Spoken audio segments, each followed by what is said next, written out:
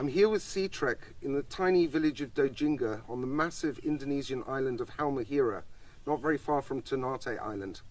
It was here, in this village, very near this very spot, that Alfred Russel Wallace had his famous feverish epiphany in which he discovered natural selection.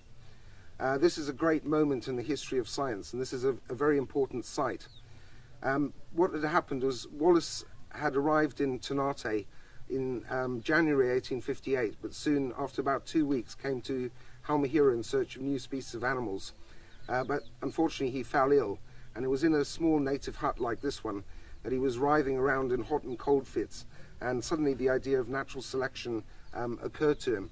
As soon as he was a bit better, he wrote out his idea as an essay, and when he got back to Ternate, which was his base, he wrote a covering letter and posted the essay to the one person in the world that he shouldn't have posted it to, i.e. Charles Darwin, because it was Darwin who had actually discovered natural selection 20 years before, but hadn't published it.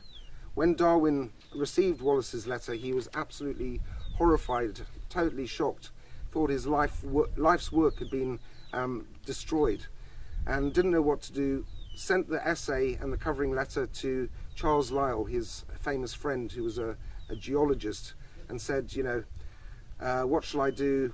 This is going to, totally destroy my life's work. And Lyell then contacted another of Darwin's friends, the botanist Joseph Hooker, and they decided to present some fragments of Darwin's unpublished writings on natural selection to prove he had the idea, together with Wallace's essay, at a meeting of the Linnean Society on the 1st of July 1858.